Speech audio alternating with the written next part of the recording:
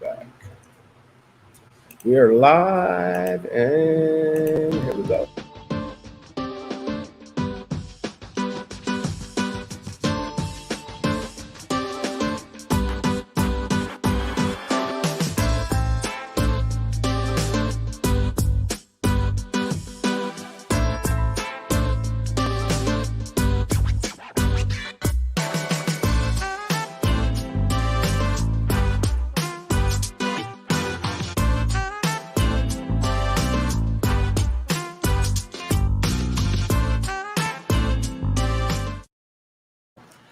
And we are back. Workvine 209, Eric and Linda live.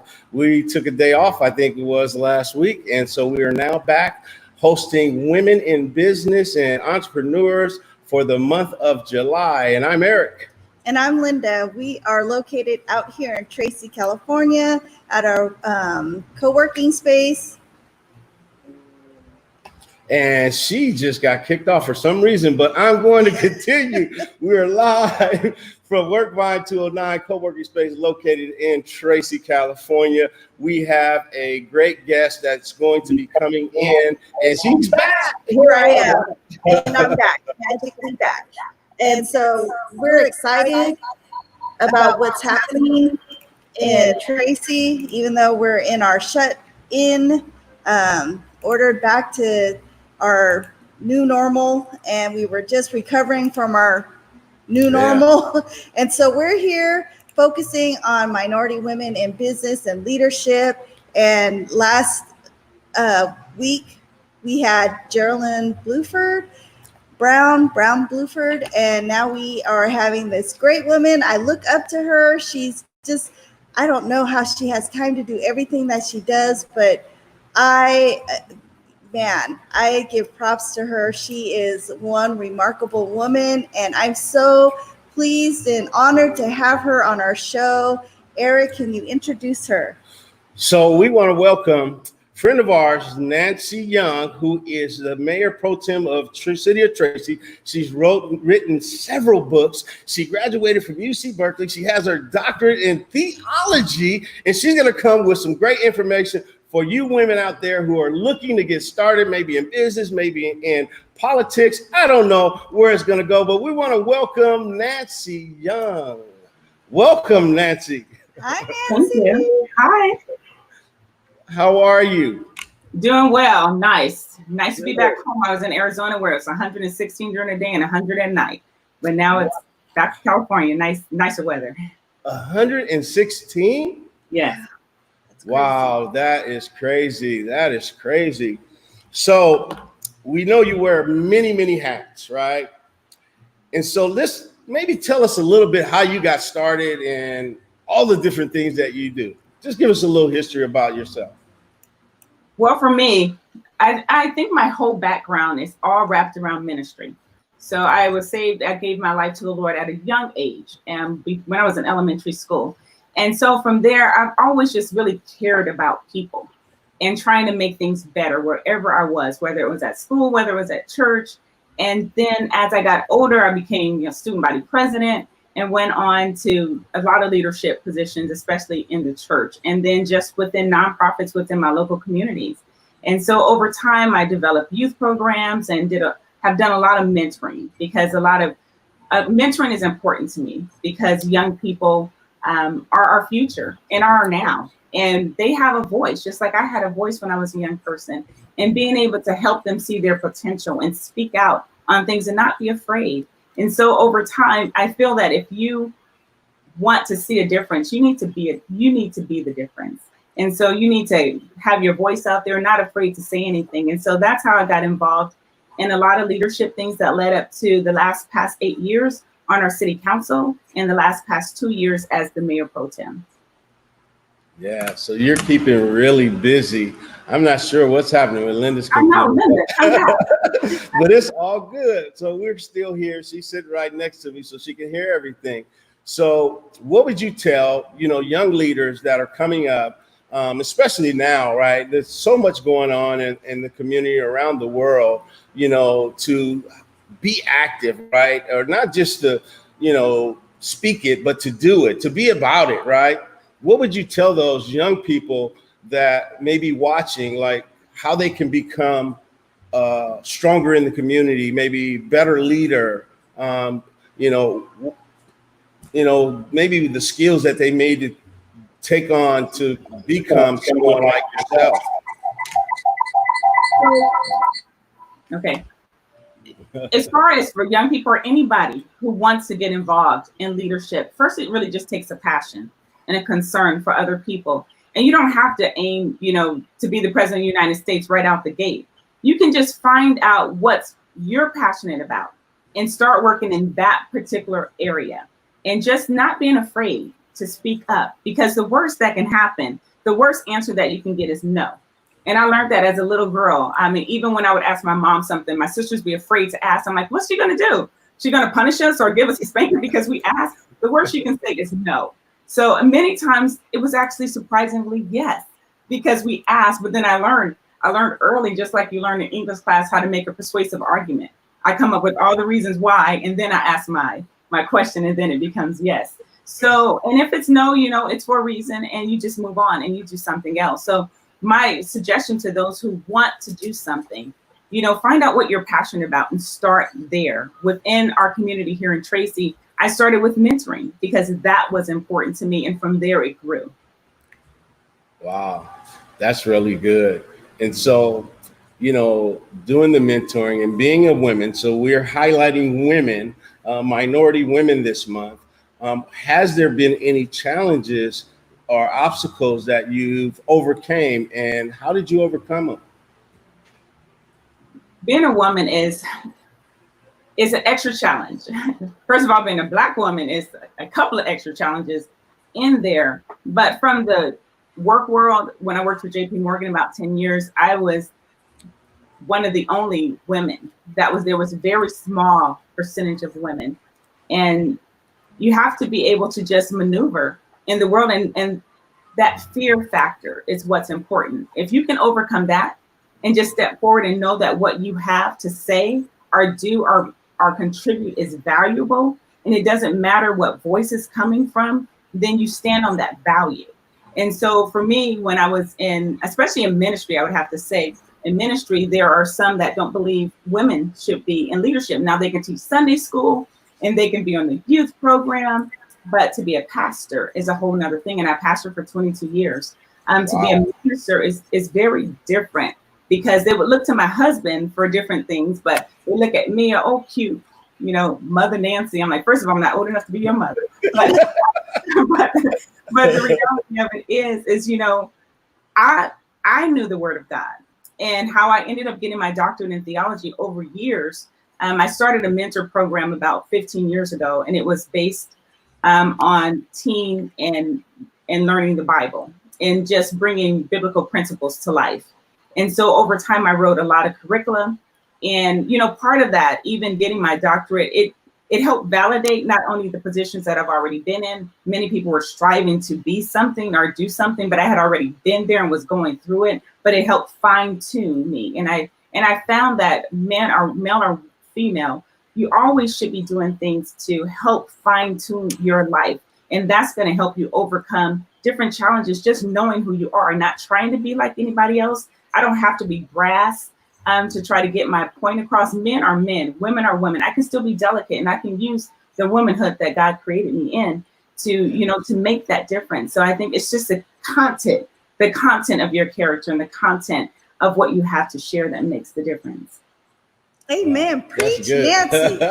Yes, that is That's so good. That's good. Yes. So, a couple things that you mentioned is not giving up and having that passion that to drive you. And so, I know that we meet with a lot of different business people, and they're afraid to take that first step. And so how did you take that first step in everything you've done? And I know this is maybe kind of repetitive of what I'm saying, but so many people are like, man, I want to start a business. I really don't know how, or, you know, they're afraid.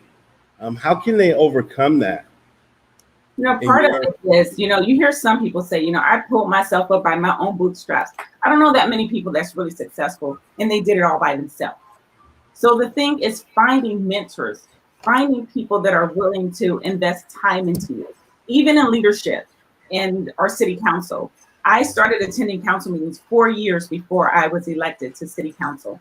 And when I got there, I paid attention to everybody that was on the dais, and I listened and I wrote notes. I literally took a notebook with me to the council meetings every time that I went, just so that I can learn, because different times I had ideas and I wanted to go up to that mic and say something, but then someone up there would say something completely different because they had the bigger picture in mind. And I just sat there and said, you know what, I need a moment to just learn. And so if you have an idea or you want to do something, even in business, it's taking that step to look out and see, who can I lean on? Who can I ask? You can see somebody else who's successful, or maybe somebody who's written a book. Maybe you know someone, or maybe even if it's an English teacher, that you talk to. How can I do this? And just what I learned even when I was in college, my undergrad degree is in mass communication, broadcast journalism. And so what I learned a lot about writing is that you just have to start. You just have to start somewhere, even if you ball it up and throw it away.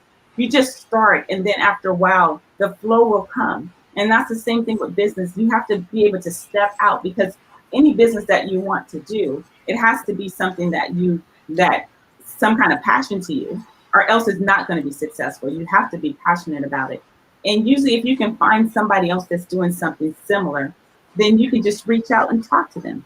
Ask them, what was it like for you? For council, I asked Evelyn Tolbert, who was my mentor, what was it like for you? What did you have to do? And a simple thing that she first told me from the beginning, why you see purple all the time, purple and gold, is because she said, find your colors, like find your identity. I said, I thought that all elected people was red, white, and blue. She's like, no, you can have your own color. You can frame your own identity. And so that's what I did. I searched and I looked for colors. My daughter originally picked lime green and black. That didn't quite go well on print. So we changed it. And so that, finding your own identity is the first thing. That is so good. Now I know what purple stands for. I see royalty.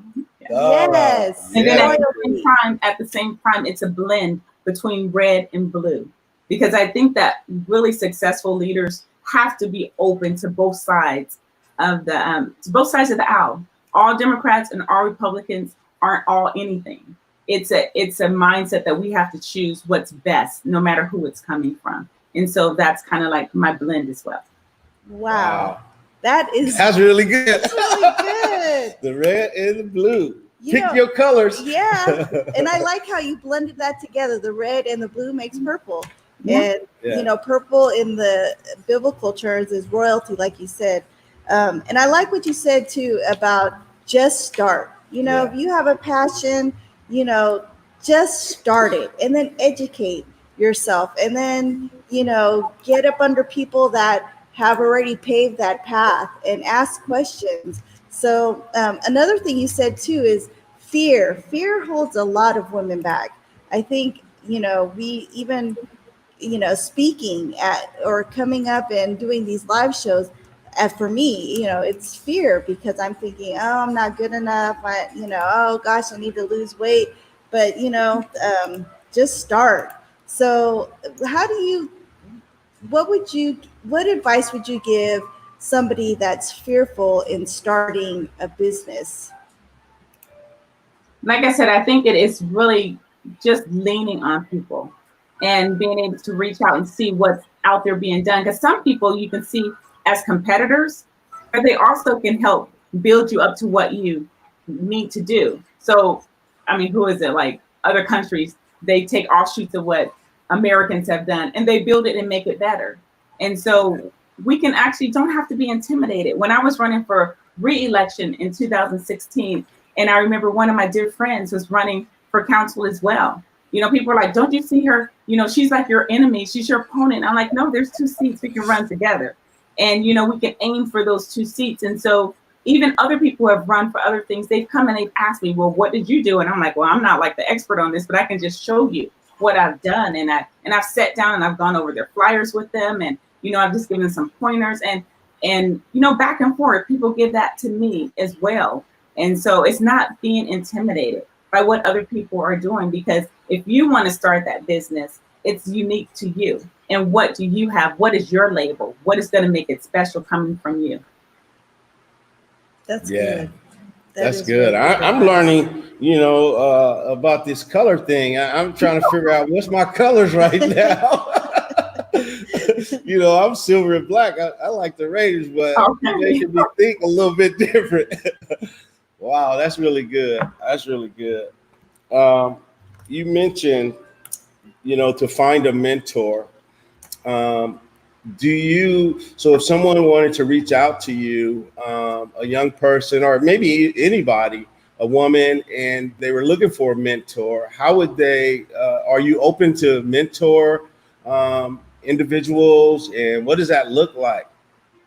Absolutely. There's a few different things. I think all of us have that ability to mentor. I want to start out just by reflecting on the Student Discovery Program, which is a mentorship program at Kimball High School. I just completed my 10th year leading that team there. We go in and we volunteer, volunteers from all sectors that go in and mentor the 10th graders. And we have a whole program that gives them post-high school preparation. And so the very first class is on mentorship. And the background really starts from the Big Brothers and Big Sisters organization. And so, but we talk about mentorship and how everyone have an opportunity to be mentors, even if it's, a little kid that has a smaller brother or sister that is just doing the same thing that they learned the year before. So like my sister that's a year older than me, when she learned how to tie her shoes, she taught me how to tie my shoes. When she learned how to tell time on an analog clock, she taught me, and then I taught my younger sister. So you don't have to be an adult to mentor somebody else. I can have, look at somebody, if I want to learn how to play baseball, it might be a high school student that's excellent in baseball, and they can show me how to hold the bat and how to do it. So mentors come in all shapes and sizes and all ages. And so for me, the different things that I've gone through, whether it's running for office, whether it's leading and learning how to inspire others, because my thing is never to be a dictator. That's not good leadership to me. It's being able to inspire others to do better, to do more themselves, so that together we can accomplish a lot more. So with books, I've helped mentor people in writing books. I've helped ghostwrite other people's materials as well, help develop their characters. Before I started writing novels, I just wrote I would consider motivational books. I'm very topical. I'm a topical writer.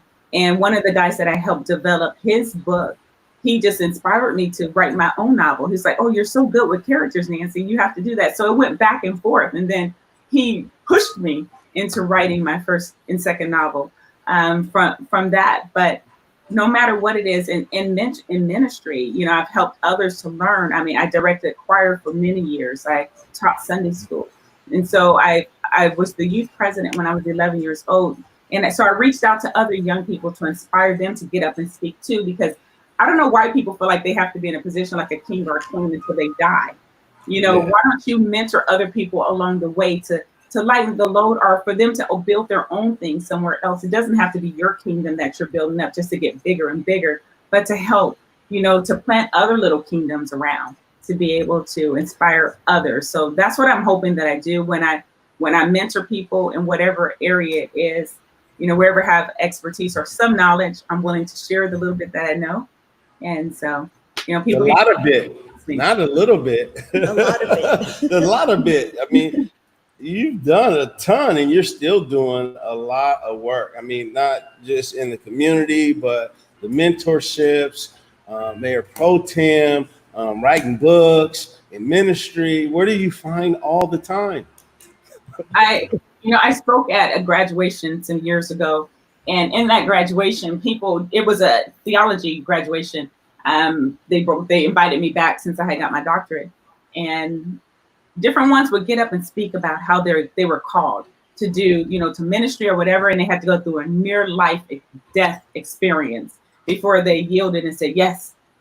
And I said, I feel like, that little prophet Jeremiah is like, fire shut up in my bones, like, just send me, I'll go. And so I'll always that one to see a need. One of the things I really have to learn still to do better, and that's delegating, because I see a need and I will do all that I can to help fill that need. And so I'm trying to, be more inspirational to help other people to do other things as well.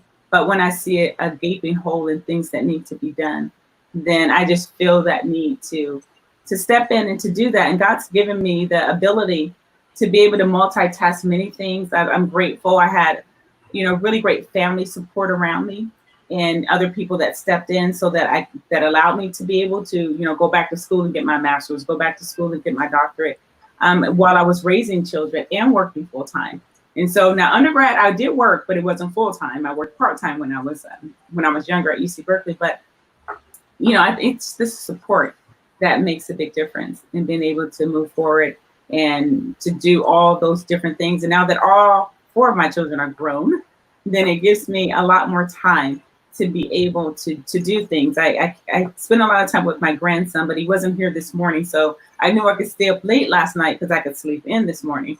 So, you just take advantage of those ebbs and weaves as you need to do, ebbs and flows. So. Wow. Yes, you need you time too. So, and you get that in every chance that you can. It's important. And it inspires.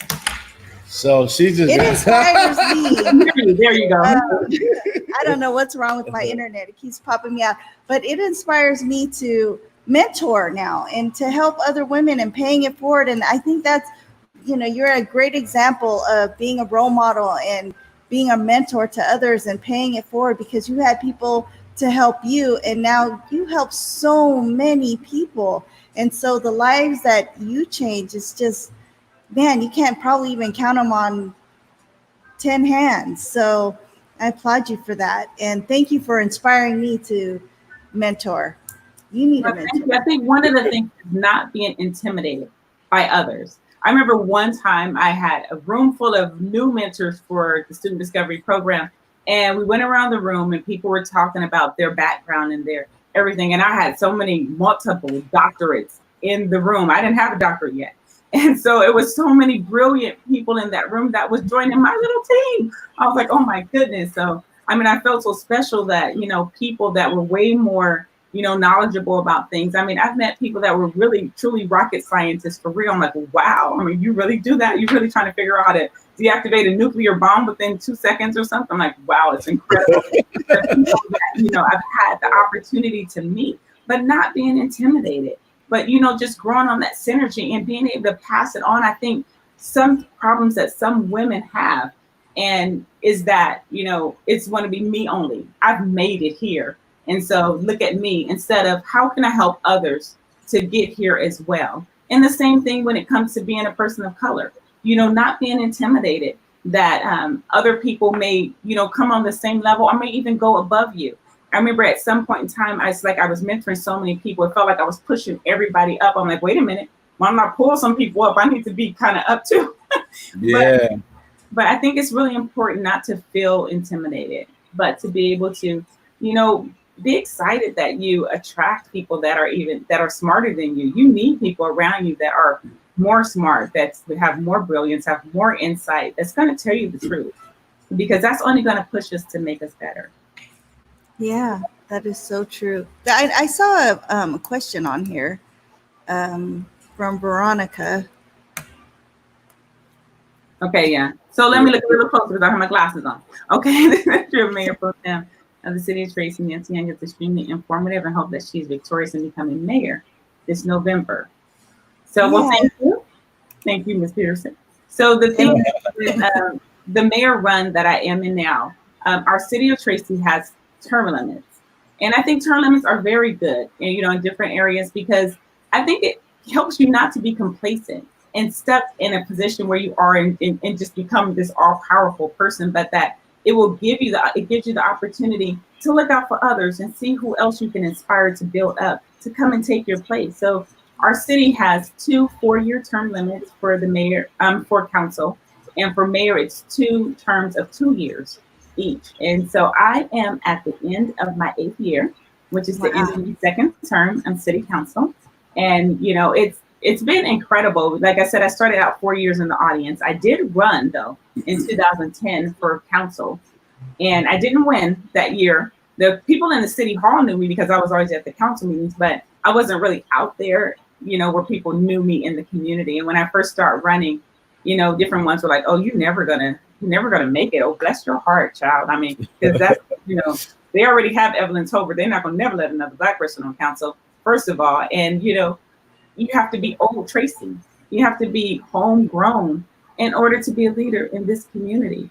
And so the challenge for me was really to just show how much I care about where I decided to place my roots. So I always felt like if I was going to run, I'm going to run on, I'm a fresh crop. I'm a new crop. At some point in time, you plant your roots somewhere and you become part of the fabric of that community. And so that's what I decided to do then. And over time, I gained the respect of a number of people that actually was negative against me back in 2010. And so, but I just kept running. I ran nonstop for 2 years until I won first place in 2012. And so over these 8 years, I've learned so much about the city of Tracy and the inner workings of it. And it's a challenge sometimes, but one of my models, and I have it actually on our city website, is that I come to the meetings with enough information to make an informed decision, but with enough openness to change my mind. And I think that's part of being a leader, that you have to be open to hear other people and what they're saying and what's important to them, to be able to really form your opinion. Some things you may have more information, but I think why I talk so much sometimes is to be able to explain my position and why I'm choosing things. And there have been times that I have definitely changed my mind. Some things I took a stance before, but I can explain how it changed and the information that came to me to help me to see it differently. And so a couple of years ago, I was approached by a gentleman who represented a whole group of people that wanted to represent me for state senate. And so while I was honored, I was like, wow, nobody came to me to help me with my city races, but okay.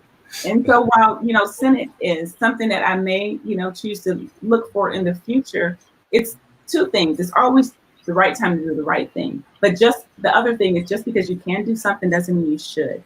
And timing is everything. And so even though, they had all these free shirts, they showed that I could win. I'm like, what about my city? I'm coming to the end of my 8th year. I'm coming up at the end of my term. And I know our city has a lot more needs. And we have 2 people that are going off of council as well. And I just feel that this is not the right time to be doing something else, because I care about our citizens. It's time for me to stay within our government and to move to that next level as mayor with the most knowledge. Actually, all of my contenders right now, none of them have served on council at all. And so with the knowledge that I do have, the experience that I do have, I feel compelled to give my service here in Tracy. And I know I can make the best difference, the biggest difference as mayor within our community. Wow. That's good. Wow. I know you pour a lot, your heart, soul, and you pour it all out and into helping our city, and all the hours and endless hours that you guys stay on city council meetings. I'm like, wow, this is like, sometimes you do midnight marathons. It seems like you guys are burning the midnight oil and talking about our city and helping our city and the community. I really, man, I don't know if I could do it, but you guys can. Well, anyhow, Nancy, you do a lot for us and for our community. So I want to thank you personally of all that you do and all the volunteer hours that you pour into people, you do a lot. And so thank you for pouring into me for the time that I've known you. You've always been, saying inspirational stuff and pouring into my life. So thank you for that as well. Thank you. I feel like a philanthropist in my own way. I don't have the money to do it, but I can pour my time and my talent. Absolutely. So, as we wrap up, any last words that you want to tell the people out there who are viewing, any encouragements, anything that comes to mind that you think will help someone in any way? I just believe that all of us have purpose in us. All of us have something that we can share with somebody else. So we need to just start wherever we are and do whatever we can where we are and see where it grows from that. We need leaders that are not afraid to step up, to step out. You have to have thick skin, because just being in your position, whatever you are, somebody's not going to like you. Many people who don't like you don't even know you and won't even take the time to get to know who you are, won't even ever ask you a question, but has so much information to say against you. But you can't take that. You can't take that to heart. You have to know your purpose, and you have to walk in that purpose and find those along the way that's going to help push you into your purpose. That's good. Know your purpose and walk in your purpose. That is really good. That's a great note to end on. I just want to thank you for being a part of our show and sharing a little bit about yourself and your candidness, and, you know, giving people opportunity to even reach out to you and look for mentors or support in our Tracy community. So thank you for being a part. You're welcome. And if I don't know the answers, I'll point you to somebody who can help you. So that's good. I'm not going to say I don't know. I'll help you get to somebody who does know. All right, great. Well, thank you for being a part of this show. And we are back on Thursday with another woman, minority woman in business, to share a little more information this month. So stay tuned and see you on Thursday. Have a great